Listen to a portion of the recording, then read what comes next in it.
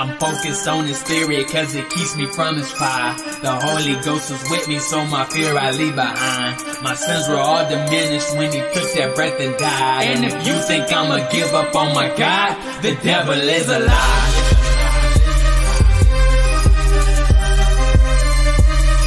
The devil is a lie.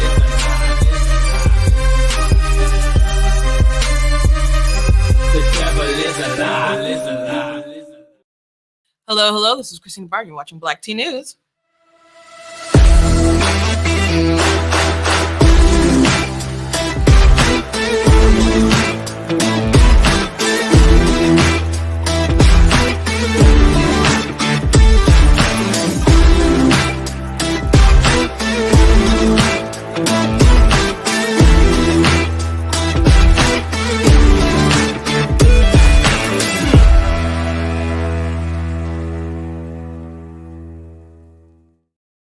Hello. Welcome to Black Tea News. I'm your host, Christina Barr, and today we're going to be talking about the story that ABC News wrote about Kamala Harris facing criticism for inflating her record as a prosecutor, and when she was challenged, like on the debate stage, and different literature that she had put out in the past. So it kind of seems like it's a random act of journalism that's quite interesting. We'll also see what happens tonight with Dana Bash and CNN. I think what will happen tonight will say a lot more about Dana Bash and CNN and how they want to proceed forward as far as being loved and praised and getting into the right parties. Or is she going to try to show that she's doing her job a little bit? Because if she does her job a little bit, Kamala Harris should just absolutely crash and burn, considering that they are like changing so many of their positions through aides, not herself.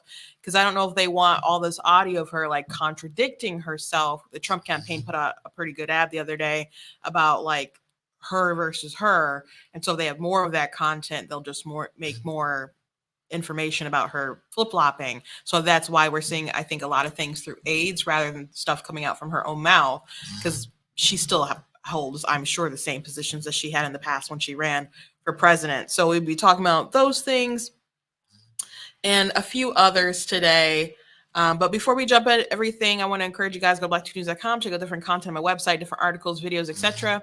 If you like what I do here, please consider leaving a donation at blacktnews.com.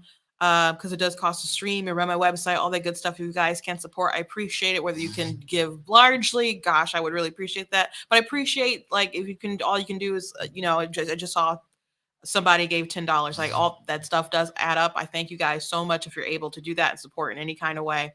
The Bible says you have not because you ask not. So sometimes I do ask. So I want to make sure that I put that ask out there in case you can. But other than that, I thank you for watching. I thank you for viewing, for telling other people to watch Black Tea. People recommend, I go different places and, political events like, oh, my friend said to watch Black Tea. I love you. So I thank you guys for word of mouth. That does support when you guys write in the comments and you guys engage when you guys watch live. That helps when you guys watch it back and you comment and like and share. All that stuff does help support the broadcast as well. So thank you. You guys can also support by giving stars on Facebook, or if you're on YouTube, you guys can do super chats.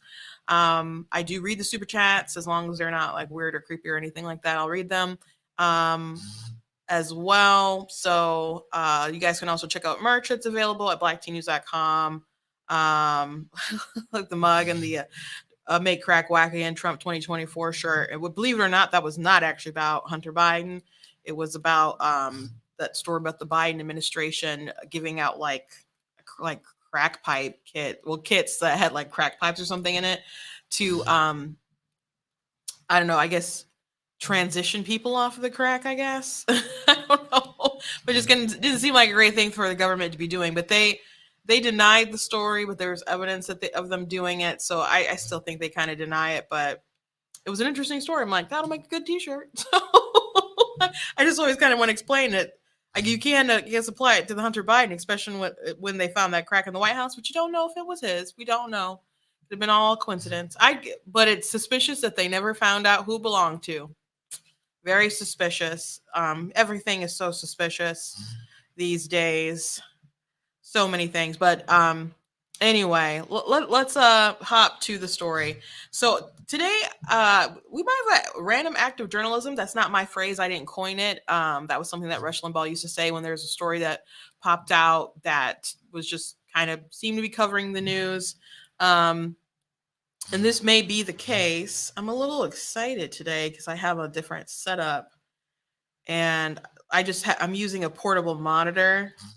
So when I split the screen, I'm usually doing it through just like multi view on one monitor, but I had got this portable monitor some time ago, and the program I use says that you should use um,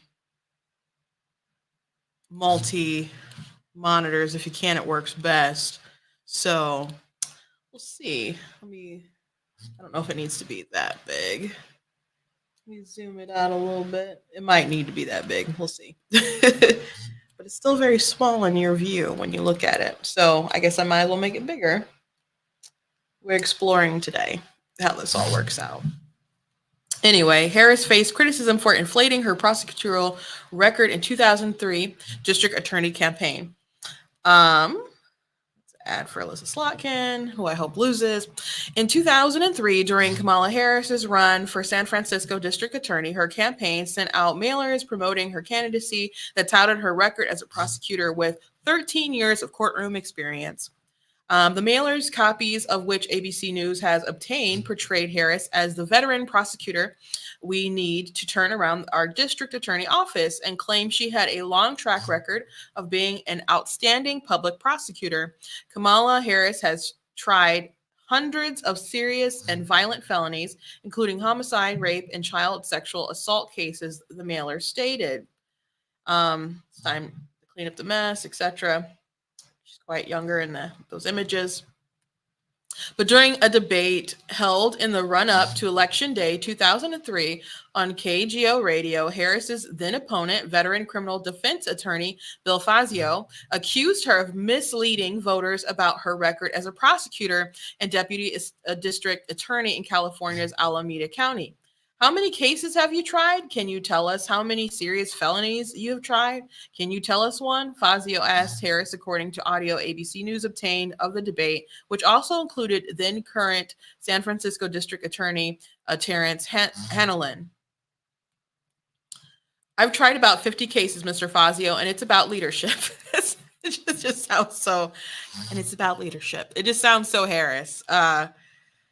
Fazio then pointed out campaign literature where Harris had been claiming a more extensive prosecutorial record. Ms. Harris, why does your information, which is still published, say that you tried hundreds of serious felonies? I think that's misleading. I think that's disingenuous. I think that shows that you are incapable of leadership and you're not to be trusted, Fazio said. You continue to put out information which says you have tried hundreds of serious felonies. Harris, in response, did not dispute Fazio's claims and instead pivoted, stating that leadership, working with different communities as a career prosecutor, I've done that, which is why I, not you, have every law enforcement organization's endorsement. Okay, but leadership, this sounds so Harris, a little more coherent than normal Harris, but it sounds so Harris. I would say leadership is being able to tell the truth about your record and stand by it. I would say that's a thing, but whatever. Tried versus prosecuted. Harris began her career in Alameda County, prosecuting cases involving child sexual assault, homicides, and robberies. In 1998, she became the managing attorney of the career criminal unit in the San Francisco District Attorney's Office, where she was responsible for overseeing the prosecution of repeat offenders. In 2000, Harris took on the role of head of San Francisco City Attorney Division on Families and Children before entering the political arena in 2003 with her campaign for district attorney. Fazio's accusation in 2003 debate did not hurt Harris, but she went on to best him in the election before winning a runoff against Hanlon with 56% of the vote to become the first person of color elected district attorney for San Francisco. Asked this week about Harris's prosecutorial experience before she became district attorney, a spokesperson for Harris's presidential campaign used slightly different language to describe her record, saying that she was involved in hundreds of cases. Just like when Joe Biden This is funny. It reminds me of Joe Biden when he talks about the civil rights movement. So if you go back to, well, it's a claim he's been making since he first like ran for president way back in the day in like the 70s, I think. And he was saying that he was involved in the civil rights movement, was marching, doing sit-ins, all that kind of different stuff. And then he got busted for lying on top of other things like, plagiarism, lying about how well he did in school, like in college and other stuff. And so he ended up dropping from the race, and he admitted that he wasn't out marching and doing all the other kind of stuff, but he said, I was involved in how they were thinking. So yeah, just because you seem to be emotionally involved from a distance doesn't actually make you involved in the things that you were touching. So it's, just padding your resume, padding your resume. And in Ben's case, in that, it's exciting to say that you were involved, and actually did something, accomplished something that way. But people just need to be proud of what they did or didn't accomplish. And if they didn't actually accomplish something, then they need to just not lie about it, because it's always embarrassing when people find out that you lied about it. But just own what you did. Like, people always pretending like I came from humble beginnings and then they're super rich or something, or they're well off. No, just, if your family worked hard and you were the beneficiary of that, just say I'm proud that my family was able to achieve the American dream and I've benefited, and I would like to help other people benefit in that kind of way. Like, people not getting, like Eminem, people not getting like why people relate to Trump, or why people like Trump. He's not like you. He's always been rich. He's always been okay. But the thing that people like about Donald Trump is that they aspire to have better. They aspire to be better, and they think that his policies can maybe get them to a point where maybe they're not making Donald Trump money, but maybe they're getting to the point where, they're making something decent, right? So it's always about striving to do better. No one wants to continue living in the projects and have a dream of buying their mama a home and never being able to actually do it. Most people want to be able to do well for themselves, for their family, and to buy their mama a house. Okay, so if you're able to be the person who lived in that house that was bought, that's nice, and you grew up and had a lot of stuff going for you, I don't think there's any shame in that. But politicians try to run away to make it seem like, I don't know, they're like everybody else. Well, there's plenty of people who have your story and share your story. And by running from your genuine experience and shaming your background, you're just bringing shame to other people who actually can relate to your exact experience, and making it shameful for people who want to give that experience to their children. So let's go back to the article. I didn't mean to get on my soapbox about that, but involved in all these cases. So silly. Oh, Kamala. Vice President Harris oversaw and was involved in the prosecution of hundreds of serious crimes before she was elected district attorney of San Francisco. Harris's campaign spokesperson, James Singer, told ABC News for more than a decade, she prosecuted child sexual assault cases, homicides, and robberies in Alameda before overseeing the career criminal unit, and served as the head of division on families and children in the San Francisco district attorney's office. That is what mattered to voters in San Francisco more than 2 decades ago, and why she was elected district attorney, Singer said. Well, some of Harris's 2003 literature said that Harris had tried hundreds of cases. Other campaign literature at the time said she had prosecuted hundreds of cases, including her campaign website, which used the word prosecuted instead of tried, according to a version of the webpage viewed by ABC News via the Internet Archive's Wayback Machine. Nothing is ever gone on the internet forever, guys. Experts told ABC News that's an important distinction. A prosecutor's prosecuting the case means that they were the attorney on the case where someone were facing charges. When you have tried a case, that means that the case is going to trial, said ABC's News legal contributor Brian Buckmeyer. So the number of prosecuting cases should be a higher number than trying a case, because you may have a case that doesn't go to trial because the person takes a plea. The case gets dismissed, whatever it may be, you still prosecute that case, but you only tried a case that has gone to trial. So if you haven't watched the information that Daily Wire put out about Kamala Harris, I recommend that you do. They have a series called Scamala, and they go through her journey. And I don't think you have to pay or be a member to watch anything regarding the Kamala thing. I think they want everybody to see it. I think they should put it on more platforms for people to see it, like TikTok and whatever. But you can go to Daily Wire and watch it, and they do go through some of her early beginnings, history of Willie Brown, and other things like that. But they, but there's people out there who do not know that she was a side chick who did some unseemly things to obtain power. I thought that was kind of like just information we all kind of knew. But they did talk about her patenting records, and there issues where there might have been cases where they took plea deals or did whatever so she could kind of fix her records in all kinds of different ways. It's interesting. There's videos from people from California who know how bad Kamala Harris was, and their accounts aren't actually political, but they just know she's bad. And so they speak out against their experiences while she had power in the state. So I just wouldn't trust her with more. I don't think she's done a bang up job with the little. She has a lot, not a little, but they're trying to make it seem like she has little power. An effective prosecutor, quote unquote. One person who worked closely with Harris when she was California Attorney General told ABC's News that she believed her 2003 messaging was likely due to an effort to appeal to a more of a layperson's audience. Okay, sure. I think what the campaign was trying to communicate was that she had stood up in court, presented evidence, and had investigated and then prosecuted, including live in court, advocating on behalf of a victim in hundreds of cases, said the person who asked not to be identified. I'm sure. But a veteran litigator in San Francisco who knew Harris during her time working as a line prosecutor in the city of Alameda next to Oakland told ABC News that the specific claim that Harris had tried hundreds of cases was misleading. When you say you tried cases, that means you went to the courtroom and took that to trial, either a court trial or a jury trial, the litigator who asked not to be identified said, disputing Harris's 2003 claim that she had tried hundreds of serious and violent felony cases.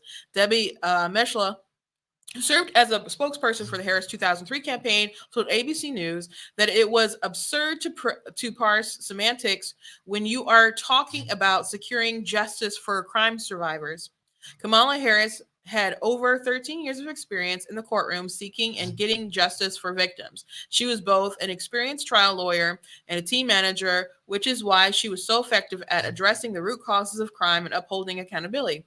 Mishla, who went to serve as Harris's communications director in San Francisco's DA's office, said in a statement, the bottom line is, does the prosecutor have command of the law, judgment on charging, empathy for the crime survivors, respect of the bench? That is what makes an effective prosecutor and DA, and that is why San Franciscans chose Kamala Harris to serve as their elected district attorney. ABC News played the debate audio for Fazio, who now supports Harris for president. Okay. And had heard a recording since the DA contest over 20 years ago. He recalled that Harris had been exaggerating her record on the campaign trail, but described it as kind of a puffery that's common among politicians. Oh, but you got to say that stuff now because you're all on the same team and you don't want to be eviscerated. And I mean, there's a lot of people from California who know that she's shady. Gavin Newsom, man, he could tell some stories. He's not going to. There is a video of Gavin Newsom like laughing about the whole process. About like he was on, I want to say Pod Save America, but I'm not sure. If I can find the clip relatively quickly, I'll show it to you guys. But they were laughing about the process of like, oh, so fair. Oh yeah, how we, got the nominee, her to be the nominee, because he has said like she's the heir to Joe Biden. He said that vocally, but I would imagine Gavin Newsom, who has higher aspirations, is annoyed by the fact that he's going to be derailed from those aspirations to be president for quite a long time because of Harris, especially because I would wager he might not think that she deserves to be there. Uh, he knows where some skeletons are buried, man. I think we all tend to do that when people run for. Oh, I already read that. Oh no, no, I don't read that part. I think we all tend to do that when people run for office. You get people who say that they graduated summa cum laude and they didn't. That's called a lie. Or graduate top of their class and they didn't. That's what Biden did. It's a lie, and he got busted and dropped out of the race when he ran for president. When he was a young man. Fazio said that looking back at the moment he confronted Harris, who is set to face off against former President Donald Trump on September 10th, the presidential debate hosted by ABC News, he now believes Harris did the right thing in the moment by pivoting to avoid addressing the inconsistency in her campaign rhetoric. Well, what is he supposed to say? Like, yeah, I still don't like that lying, blah, blah, blah. Like, what is he supposed to say? You know? She did what she did. She won the election and she's up here in higher office. She's the vice president. He probably doesn't want Donald Trump to win. So what is he supposed to say? She basically didn't answer it. She's just proceeded to state that it's all about leadership. Fazio said, I think that's one of my shortcomings as a politician. People would ask me a question and I tended to answer it rather than use it as an opportunity to say what a great person I was or I would have been as a DA. As far as the debate strategy goes, she did the right thing. Um, I'm just too honest and direct. That's my problem. That's funny. That it is a skill though that you do need to learn, that people do learn when they're running for office, when they don't want to answer. I mean, people ask you a question. The person asking a question has an agenda, but you have to make sure that your agenda is met with every opportunity. They may ask you a question. You have to make sure that you find a way to spin it to get out your message. You know, and you can answer it directly, but you would mostly want to answer it in a way that makes you look good. So she couldn't be like, yeah, we lied. I'm padding my record, and you guys are the voters are suckers. So I knew they'd fall for it. So she couldn't just be honest. What else are you supposed to do? What else was she supposed to do? Since replacing Joe Biden as president on the campaign trail, Harris has leaned into her career as a prosecutor, in contrast to Trump, who earlier this year was convicted on 34 felony counts. It says courts. I think that's a typo. In his hush money case, and faces multiple outstanding legal issues. The former president, who denies all wrongdoing, has said he will appeal his criminal conviction. So I'm not gonna go through the rest of it, but yeah, she padded her record in the past. She's no doubt does it now. You know, there's a story out right now. I don't know how much attention people should really draw to it because there's so many important other things in the world. Uh, whether Kamala Harris lied about working at McDonald's, because they mentioned it at the DNC, and Joe Bill Clinton mentioned it, and like, oh, she had to smile and say, how can I help you, and all this stuff. So you know, I guess to just kind of show that she had some kind of humble beginnings, and that she actually did something in the private sector. But there's some inconsistencies because at one point they were saying, oh, she did it to help her pay for college. And it was like, oh, she did it so she got some spending money. Those aren't that big of discrepancies, I don't think. But they didn't find it in her biographies and stuff that people had written about her before. They've looked into resumes that she had in the past and didn't have anything about McDonald's on there. McDonald's itself isn't saying anything. And they compare that with like when Obama said he used to work at Baskin Robbins. There was like people were doing interviews like with the Baskin Robbins and had that in the paper and other stuff. And it's a pretty big deal when you're like, you know, like, oh, you could be president too one day working at Baskin Robbins. And so I think that would be a big flex on McDonald's, but we don't. People are questioning whether or not that's true. Now, in the grand scheme of things, you guys are probably like, that's so not a big deal. And I think that's mostly not a big deal or anything, but it just is one thing on top of the if it's true that she lied about working at McDonald's, that is so bizarre. It's so strange. It's so weird. Um, it would speak to people's desire to just say anything to get elected, make any kind of story, the disrespect to the actual voter, the need to not be honest, and the shame of your particular upbringing. Like, it's okay if, like, if your family had money and you didn't have to have a job and they could pay you through college, or affirmative action helped you get there. You like affirmative action, do you not? So what's why be dishonest about the McDonald's thing? Now, I don't know if she actually did or didn't work at McDonald's, so that's still being debated. But it's interesting story. Interesting story. But we do know that she definitely was not honest about her record as a prosecutor.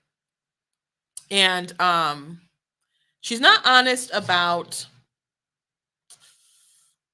her intentions now. So Fox News was told by the campaign that she was changing so many policies about immigration. And like too much stuff. Like full on build the wall.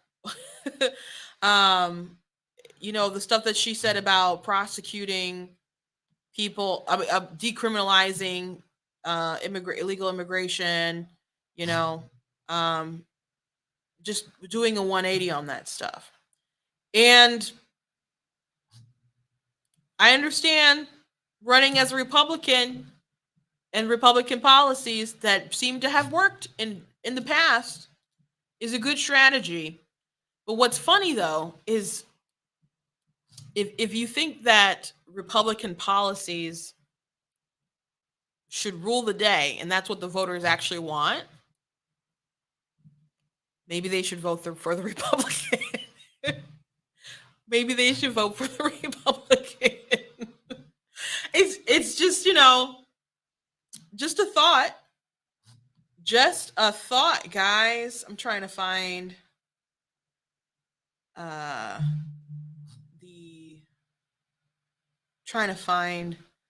the tweet where they went through it,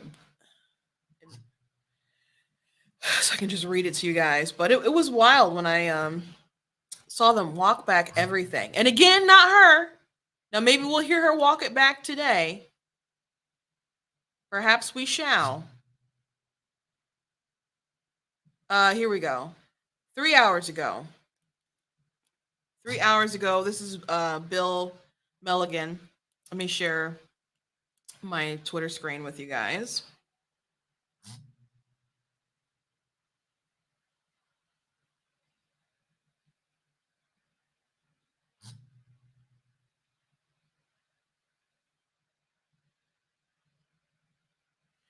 Okay, new. The Harris campaign confirms to Fox News that Harris reversed several of her prior positions on immigration, including decriminalize illegal crossings, a pledge to close ICE detention centers. Yes, she said that. The idea that ICE should be abolished or started from scratch. She did say that stuff too. She did also refer to them as compared them to KKK.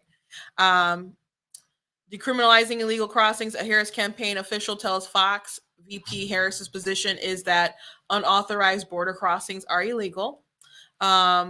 Abolishing or starting ICE from scratch. A Harris campaign official tells Fox that her position aligns with the Biden administration and what's in the bipartisan border bill, including increased funding for ICE and border security. By the way, the border security, because people bring this all the time, like, oh, Trump tried to derail the border stuff, and the Republicans, there's a bill on that they could have right now and sign, and the Republicans don't support it. But the Republicans already pushed a border bill that the Democrats didn't want to sign on, though. FYI. So there was already something on the table that the Democrats already rejected. But they want to pump in more money for ICE or Border Patrol agents and stuff, but they don't want to use it so much to stop people from coming into the country.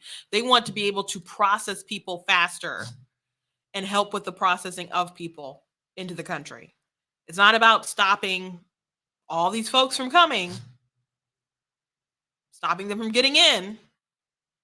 It's about just making the process a little less hectic. And I don't think that's a good idea. I don't think it's a good idea. Closing ICE detention centers. A Harris campaign official tells Fox Harris's position is the same as Biden's admin's which is continuing to ensure sufficient resources to enforce our border laws and prioritize detention and removal for individuals who pose threats to public safety and national security, as well as ensure the compliance with immigration proceedings and decisions, including removal. The Harris campaign tells Fox Harris's positions change on the result of her time in the White House as vice president. So there's an explanation, huh? You just saw that all that stuff was stupid. Well, Donald Trump is wedded to the extreme ideas in his Project 2025 agenda. No honesty whatsoever here. It's not his agenda. He didn't make up Project 2025. He's done so much to isolate himself from that project, including not allowing people who have any ties to heritage to be close to him, from my understanding. The like president of heritage, like drew back, like he's denounced it. I think to his detriment, to a shame. I think there's good conservative voices out there who may be tied to heritage that maybe he's just going to feel like he can't have in his administration or help at all. And there's that really conservative view, this think tank that's isolated while he's putting Tulsi Gabbard and Kennedy on his transition team. Well, I know Kennedy. I don't know about Gabbard yet, but I would assume. But so he's done so much to disavow 2025, and they still go with this agenda, and it's just insane. Vice President Harris believes real leadership means bringing all sides together to build consensus. It is well, somebody's right and somebody's wrong. You're not going to get consensus. That's stupid. It is that approach that made it possible for the Biden-Harris administration to achieve bipartisan breakthroughs on everything from infrastructure to gun violence prevention. As president, she will take that same pragmatic approach, focusing on common sense solutions for the sake of progress. Harris's campaign spokesperson Kevin Muniz also provided Fox the following statement regarding the immigration policy. The only plan Donald Trump has to secure our border is ripping mothers from their children and a few xenophobic place cards at the Republican National Convention. He tanked the bipartisan border security deal because for Donald Trump, this has never been about solutions, just running on a problem. Like everything with Donald Trump, it's never been about helping the country. It's only about helping himself. There's only one candidate in this race who will fight for bipartisan solutions to strengthen border security, and that's Vice President Harris. I would ask, if I was Dana Bash, I would directly ask her, would she consider reinstituting the Remain in Mexico policy? It seemed to be successful. So would she be willing to do that? And other policies that Donald Trump had. I don't know how much they do with like rapid DNA testing there. I'm in the Biden admin when people cross the border, but the Trump campaign, they were really administration. They were really trying to stop these people who aren't related to these minors from being with these minors. So going back to the ripping the mothers from their children. People came across the border who weren't related. And by the way, it's fun. It's so funny. It's so funny that they write this. It's so funny that they write this, because when you break the law in the United States of America, are you not ripped away from your children when they prosecute you and they throw you in jail? Do you go to jail with your child? Or does someone take the child? If not a relative, then maybe they become temporarily a ward of the state while you go to jail and you serve out your sentence. You are separated from your child. Like, I know there's all this emotional pull, and I can absolutely understand during that era, the Trump administration, with the kids in the cages, which some of those pictures were actually from the Obama administration that they passed around. I get the emotional reaction to it, but just logically speaking, in America, when you break the law, do you and your child go to jail together, or are you separated? You are separated. You are separated. Many of these people coming across the border, though, are like adult males, man. So there's that. But not really taking it seriously that there's all these people coming across the border with kids they're not related to has resulted, I'm sure, in the issue with ICE not knowing where all these kids are. So I think maybe it was early this week, we went over the report that there was maybe around 290,000 children that they don't know where they are, or they're not sure where they are, and they're at risk of being trafficked and abused and used for labor and other kinds of things. We don't know. That's not a good thing. So they have to get tough on this. We have a humanitarian crisis that Kamala Harris isn't equipped to handle. And she keeps saying, well, my policy is the same as Joe Biden. Oh, you're okay. So your policy positions result in like almost 300,000 children not knowing where they are. Gosh, I hope Dana Bash asks about that. I don't think she will. I don't think she will, but I think it's a pretty freaking big deal. Trump better mention at the debate though. Absolutely, because they were mad about 500 kids missing. That's a big increase. That's a big jump, guys. Trump obviously was better at the border. Obviously better at the border. And again, they only want that bipartisan bill to usher people in, not to actually solve the freaking problem. I'm eager to see what happens on CNN. I am so eager. I'm so sorry. I'm doing my show at 5 o'clock, 4 o'clock. Another call that I had, this is my third call.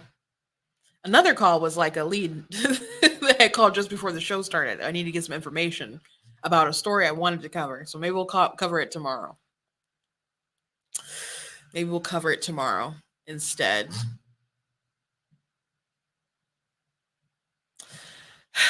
But again, I'm eager to see what happens tonight. I think Dana Bash, her credibility is on the line here. I don't expect Kamala to do well. It would be surprising if she did well, but it's pre-recorded. She has Tim Walz. Let me tell you this though. The media is trying to make it seem like it's not a big deal that she has Tim Walz by her side. And there's a picture of all these presidents and the first ladies of Jill and Michelle together. I don't know why they included them, of doing joint interviews together. And the difference is Kamala Harris hasn't done an interview by herself in 40 days. And she's actually the vice president. So that seems like a big deal, especially because Joe Biden has been, let's just say, absent-minded as of late. And we're kind of concerned about who's running the country. So the issue with her first interview being with Tim Walz, pre-recorded on CNN, not live, after agonizing and putting so many people on hold about it, is that it seems like he's obviously there to hold her hand. I'm not saying they shouldn't do a joint interview at some point. And it's probably fine that they are doing one together. But the problem is we've had to wait 40 days for this to happen. Somebody that I follow on Twitter made the point. He's like, maybe Harris, they aren't ahead like they think they are. Like there's internal polling that's like it's really close or has maybe her down. She's not up as she should be. Like the heights that she has right now are probably the peak of what she's going to get. And he's like, why are they trying to kind of back out of the debate? Like the interviews already happened. Like, was it really bad? Now, if it was really bad, I can't imagine CNN just letting her crash and burn air. I don't know if it's pre-recorded. I don't know if it's unedited, guys. But the Biden campaign has been blasted for editing some of the stuff or trying to get different news organizations to edit stuff. So I don't know if that's a good look for them. If the interview was bad and they try to get CNN to edit or cut out some different stuff. But maybe they'll just do it on their own because they don't, because they're CNN. ABC News has asked both campaigns to agree to the below list of debate rules per email obtained by Semaphore. This includes muted mics similar to the CNN debate. Team Trump is fine with it, but Harris camp hasn't yet agreed and says discussions about the mics are ongoing. Why is it a big deal about the mics? Like, I know they want their girl boss moment of the I'm speaking. I know she wants to interrupt him. They're like, oh, Trump, why can't he control himself? It's not just that they want him to interrupt her. She wants to interrupt him. It's both ways, okay? So Trump, I'm sure he would like to interrupt. But he'll roll with the punches with it being muted, you know? So he doesn't care. But the team Trump is they're like, these were the rules before we agreed to these rules. So why are they being so wishy-washy with this mic situation? Just agree to it. You wanted him to agree to the date and everything else before, and now you're hung up about the mic situation. It just seems very odd. So debate will be held in Philadelphia at the National Constitution Center at 9 p.m. Eastern Time on Tuesday, September the 10th, which is not that far from now.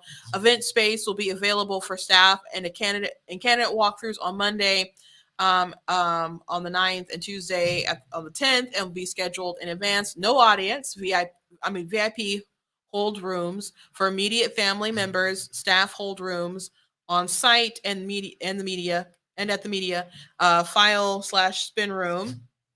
2 seated moderators, David Muir and Lindsay Davis of ABC News. Also no Stephanopoulos, who will be the only people asking questions. So, okay. 90 minutes of debating time with 2 commercial breaks. No opening statements, 2-minute closing statements. Coin flip. Opening statement is something that the Harris campaign, I guess, did want. Coin flip to be held virtually 1 week out to determine podium placement and order of closing statements. Winner can choose whether to select podium position or the order of the statements. Candidates will be introduced by the moderators. Candidates enter upon introduction from opposite sides of the stage. Incumbent party will be introduced first. Candidates will stand behind podiums from the duration of the debate. No props or pre-written notes allowed on stage, Kamala. No topics or questions will be shared in advance with campaigns or candidates. Candidates will be given a pen and a pad of paper and a bottle of water. Oh, so they can take notes, write stuff down. So that's good for her. I know they wanted notes. Did she want pre-written notes or did she just want notes? I don't know. 2-minute answers to questions, 2-minute rebuttals, additional minute to each candidate for follow-up clarification or response. Lights will indicate time left with numeric countdown, green until 15 seconds, solid yellow until 5 seconds, flashing red at 5 seconds, solid red at 0. Candidate microphones will be live only for the candidate whose turn it is to speak, and muted when time belongs to another candidate. Campaign staff may not interact with candidates during commercial breaks. Moderators will seek to enforce timing agreements and ensure civilized discussion. So, why not just agree? Why not just agree? Why get hung up on the mics? I'm not saying that I think that they'll just stop the whole debate over mics. That will be so weak, T. That would be so weak if they did that. So I'm not saying they're going to, but it always seems silly. Always seems silly. Speaking of something else that's silly, you guys know how Donald Trump went to Arlington on the anniversary when the 13 troops died in Afghanistan. Now, if you recall, Biden was checking his watch at the ceremony. The parents are mad because they're like, how did this happen? And it's just incompetence. It should have never happened. Some family members were upset because when Biden tried to talk to them, relate to them, he kept bringing up his son, Beau. And there's video of the families talking about this, like, why are you bringing up your son? Like, my child is dead because of your incompetence, and you're bringing up your son that died from cancer. So, and I mentioned the other day when I brought up Biden bringing up his son, he, most sympathy for a parent who loses a child, worst kind of feeling in the world, I assume. But not appropriate when the moment isn't about you. And I know you're trying to relate, but they didn't die in the same circumstance. And in this case, you're the reason why they've lost a child. So you just shut up and say you're going to go after ISIS or the terrorist, whoever did it. and go from there, offer them condolence and sympathy, and that you're going to hold accountable for the government's, decisions, which they didn't hold anyone accountable for that. So maybe it wasn't a promise that he should have made if he wasn't going to do anything, but something should have been done. Something should have been done.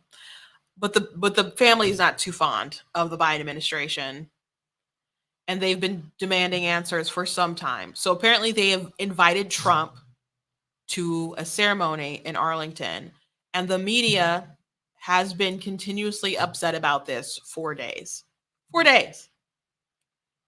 And there are journalists writing how disgraceful it was. But where's that energy for whose fault it is that they are no longer here? Where's that energy?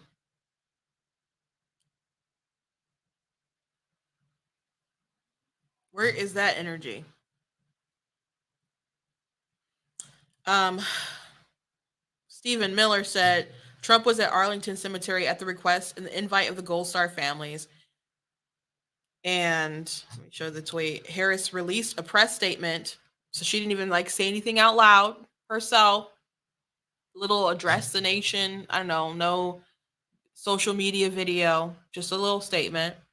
Harris released a press statement, and Joe Biden was on a beach, and the family and the media has decided that Trump is the problem in all of this. That's what they decided. These people are sick. And Maggie Haberman from the New York Times, she's really going in. We hope that those visiting the sacred site understand that these were real people who sacrificed our freedom and that they were honored and respected accordingly, she added, and declined to answer additional questions about the gravestone's appearance in photos. So they're mad that they took photos together at Arlington and that there's names on the headstones that got caught in the photos. But Joe Biden, when he ran against Trump, there was an ad that Joe Biden used about dead soldiers, and I don't think there was any think pieces from Maggie about all that. And that was with Joe Biden using slander against Trump that's, from all accounts, from the record, not true. Talking about his losers and suckers ad that he had against Trump. That was instantly created as soon as the story dropped in the Atlantic. Suspicious timing there. Very suspicious timing. So all these jokers who are more upset that the Gold Star families invited Trump to Arlington and they took pictures together there so they could have those memories or whatever. And you're upset that happened. And there was, I think the Army put out a statement about it. The U.S. Army released a statement today condemning President Trump, saying it's illegal to conduct political activities at Arlington Cemetery. And then Greg Price wrote a tweet about it. He said, here's Joe Biden political ad from 2000 featuring a video of him standing over a tomb in Section 60 at Arlington, which the Army had nothing to say about at the time. Yet they condemned Trump despite the fact that the Gold Star families invited him and gave him permission to take pictures. Now, them getting involved like this in condemning Trump seems rather political, does it not? But there was a statement, but there's Biden when he was attacking Trump. Where was the outrage there? Where's the beef there? It's so stupid. It's so stupid.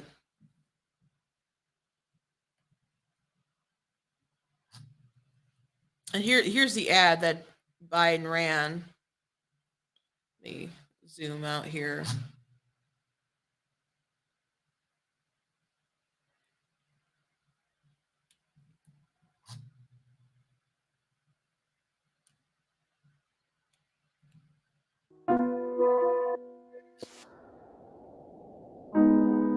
He's a war hero because he was captured.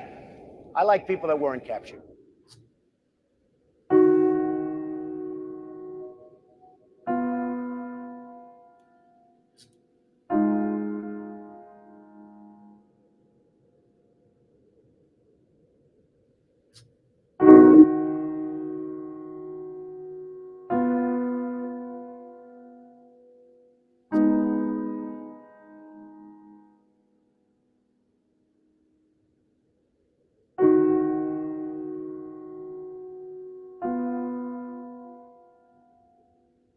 He handed me his Purple Heart. I always wanted to get the Purple Heart. This was much easier.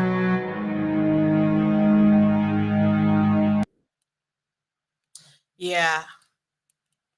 The losers and suckers stuff. Now, stuff he said about McCain, he said about McCain. Okay. It is what it is. Gotta take the L on that. He said some personal things about McCain because he didn't like McCain, and McCain didn't like him either. The losers and suckers story, that they, again, as soon as the accusation first premiered in an Atlantic piece, and very quickly Joe Biden had stuff ready to go. Seems kind of coordinated, was my suspicion, as someone who made content to push out online and had to react very rapidly to stuff. It just seemed like it happened too fast and there was coordination, but whatever. The losers and suckers story was an accusation that seems to have been made by Kelly, General Kelly. And so many people from the Trump administration said that he never said that. And the claim was that Trump didn't want to go to a ceremony in France at a cemetery honoring soldiers because he thought they were losers and suckers and said that they were losers and suckers and all this stuff. There not only was denial from a bunch of Trump people, including Bolton, who does not like Trump anymore. He wrote about that day in his book as well, and it corroborated Trump's account of that day and all the other Trump officials who were there that day who said the Atlantic piece didn't make any sense.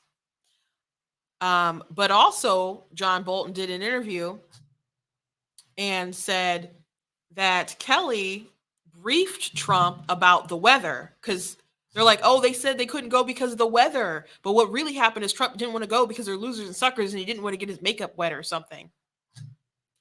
But Kelly was the one who presented them with the information and was like, you can't go. Because they couldn't get the helicopter to fly in and how the roads kind of were. They didn't have a good exit. And yes, other elected officials or whatever might have gone there, but not everybody is a president of the United States, right? So Trump was like, okay, we won't go. And then people dished Trump for not going, and the media dissed him for not going. And then Trump was mad because he didn't go. And according to Bolton, Kelly got a lot of blame for that. So it seems very interesting that the person who alerted them why they couldn't go, and there was documents to back this up. I wrote about it at blacktnews.com and debunked this story pretty early when it came out. I'm gonna have to do like a revised edition of that story because I didn't see Bolton's interview when he said Kelly was the one who briefed them about this stuff. And at the time when I wrote the article about it and the paper that came out in the Atlantic, we didn't know that Kelly was behind it. So it really doesn't make any sense. And Trump will say, why would I say this stuff? It sounds crazy. And how they cut that stuff, like the thing of the Purple Heart, he's like, oh, always wanted a Purple Heart. And Trump was just joking. Like I kind of remember that particular audio or that particular video. Like that's not a big deal. Like when you cut it up against all this other stuff to make a point, whatever, but it's dishonest how much of that was framed. But the losers and suckers thing didn't happen.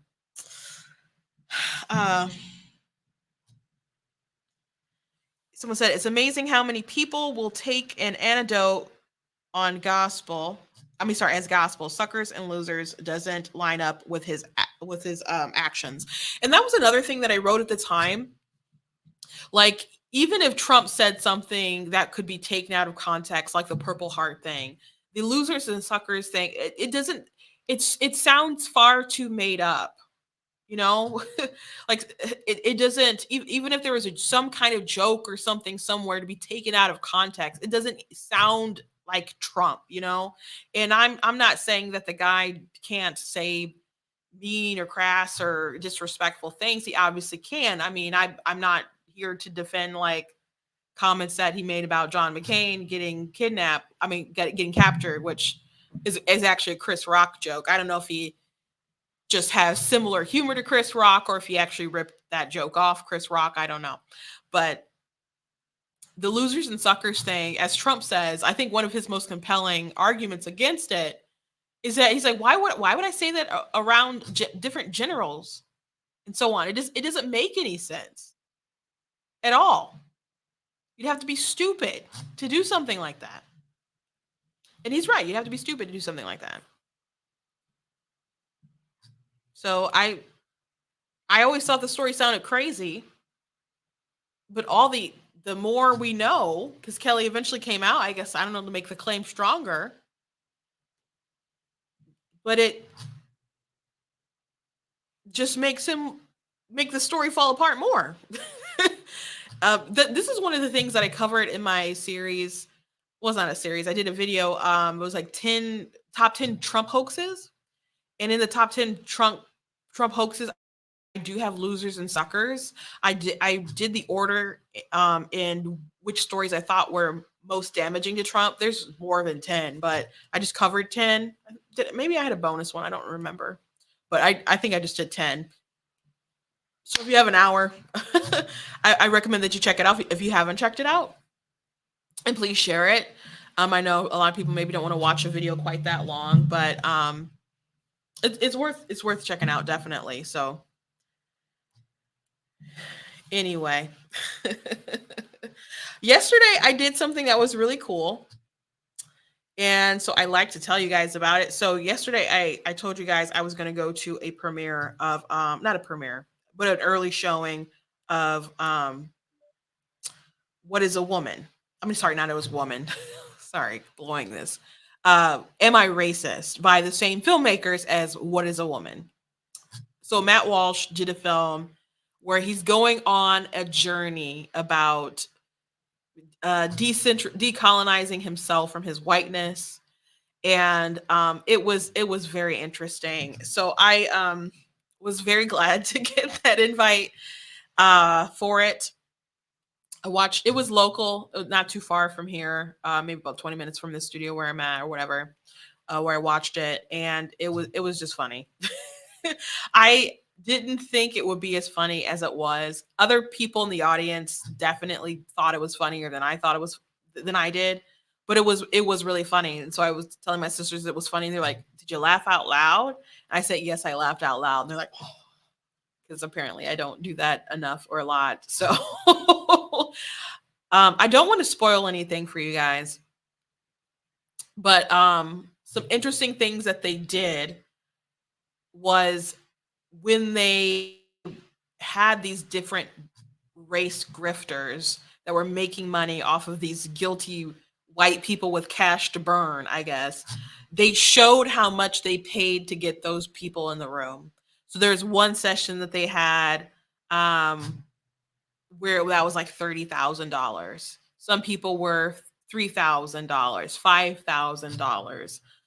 One person, they paid $50,000 to do an interview with them. So people out here were making big bucks for sure. And even at the end, Matt went on a journey and decided to himself throw a workshop. People paid to be in the workshop himself. So he himself made money, not a lot of money. It was like $3,000 plus on him doing like these sessions to do the work and going after their whiteness. So it's just a big business for people to keep hatred and racism alive. It really is. And so a lot of people were laughing. I'm just sitting there thinking like, this is so crazy. Like people are out here struggling so much to put food on their table, and white women are going to dinners so people of color can convince them how racist they are. And I don't want to. There was an example like I don't want to give too many details away, but it's just amazing. It's amazing to me. People can't buy groceries, afford groceries, or maybe they charge the groceries, but now they can't pay off their credit cards. People who can't afford their rent. If they have any kind of issue, car issue, medical issue, they would just be so screwed financially. And yet there's white women out here who will literally pay activists, woke activists, to sit and tell them how racist they are by people who are racist, who don't believe that they can be racist because they claim they don't possess the institutional power to even be such a thing. So it was incredible. Like I was talking to my sister, my oldest sister, about it, and she told it was okay for me to spoil some of the movie for her. She wanted me to tell her some details, and so I was telling her how much money some of these people were making, and she's like, "Man, we in the wrong business." It's like, we in the wrong business. I'm like, I guess so. I guess so.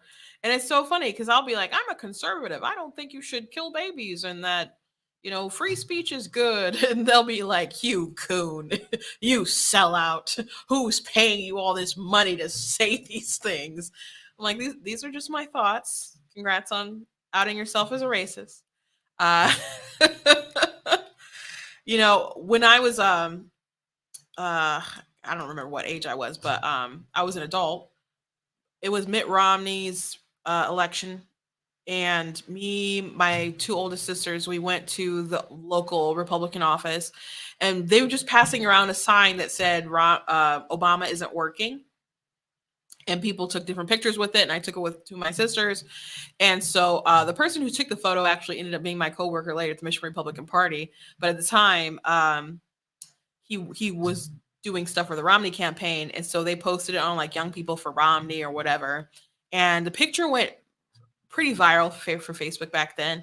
And there were so many comments about, oh, racist. I mean, these girls, they don't know what they're talking about. They're paid to say this. Someone must have paid them to do this, and blah blah blah blah blah. It's like, no, we just genuinely don't care for Obama. I don't like Mitt Romney now either, and I wasn't too terribly fond of him then, but I dislike him now more than I did at the time.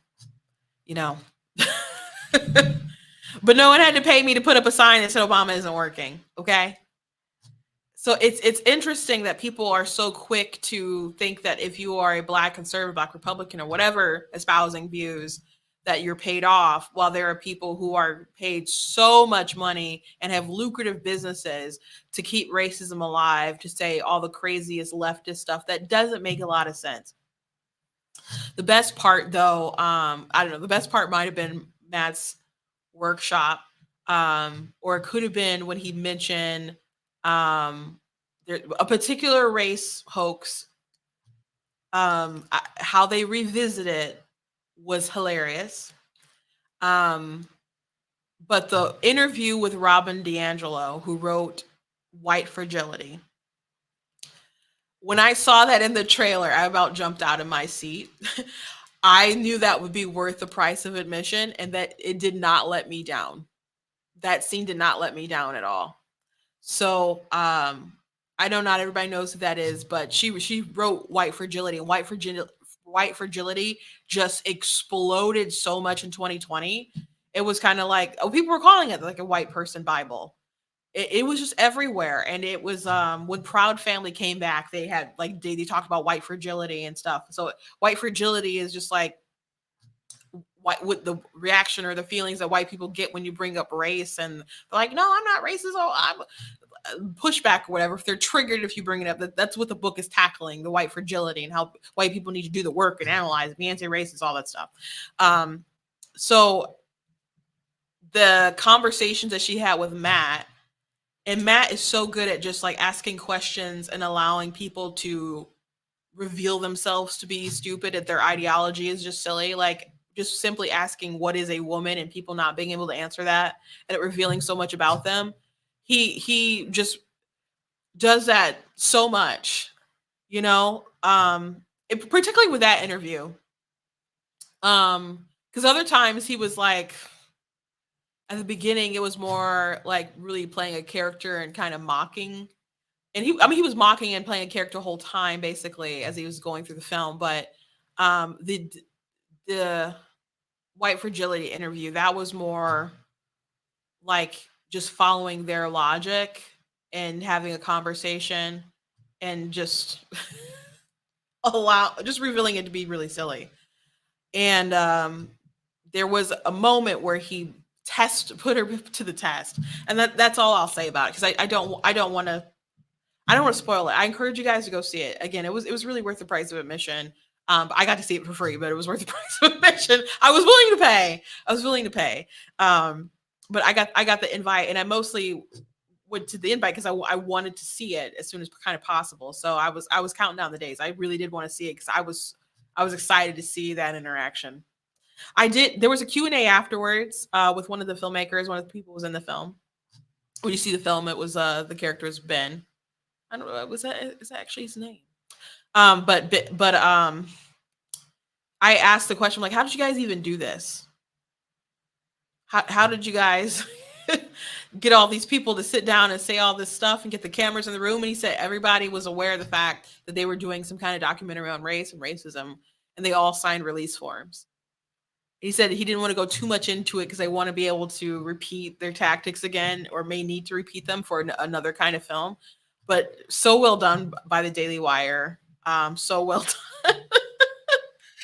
done. So well done.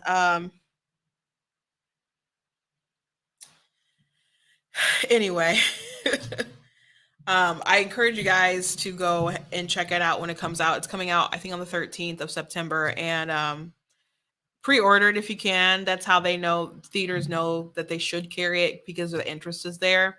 So I encourage you guys to check it out and see it and support. I mean, they made a big deal about we got to tell Hollywood that, they need to give conservative films a chance and stuff. I think it's a little different because it is a documentary versus like I think the goal with conservative films should be to storytell where the themes are obviously conservative, but it's not like forced.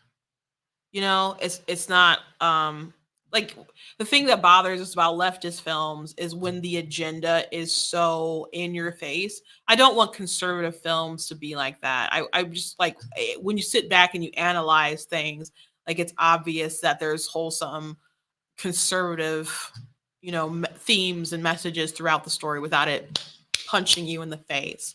So I think if you tell a good story, then that should be enough. If the quality is there, the acting is there, the direction is good, cinematography, all those points are hitting, then people should give it a shot. If it's what they want to see, because people spend the money on what they want to spend the money on. But conservatives should be focused on telling good stories that are good quality, and I think we're seeing a good turn with a couple of different films that have come out.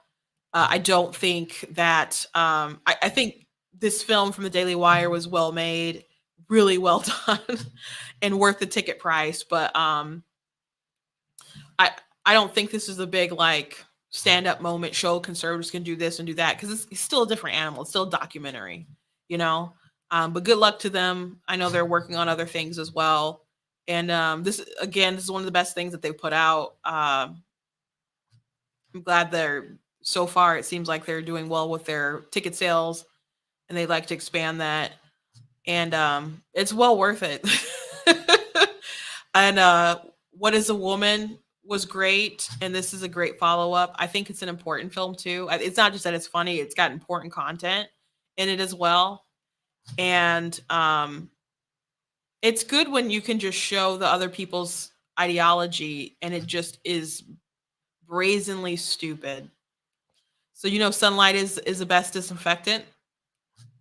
There was a whole lot of light. It's a whole lot of light, for sure.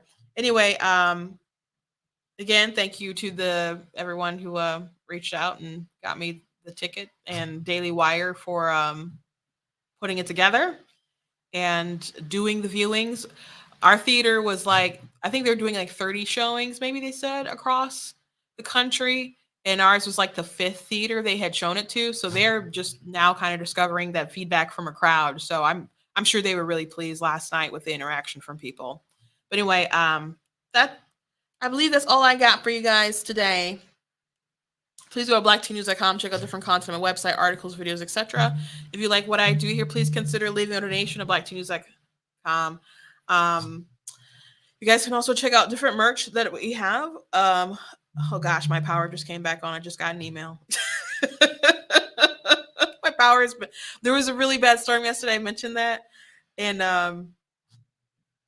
my power at my house has been out. And so I literally just got an email from DTE. So very, very glad about that. Anyway, check out different merch available as well on the website. I like the mugs and the t-shirt, like the Frederick Douglass, The Constitution is a Glorious Liberty document. If you've never read this speech, I encourage you guys to do that. And my sister said, "Oh, thank God." We live together. I got to go home. I'm grateful to my parents. I got to sleep on the couch and got to use their electricity, but I'll be glad to go home. Anyway, thank you guys, and I will see you tomorrow. And I'm sure we'll have so much to talk about with the Kamala Harris interview.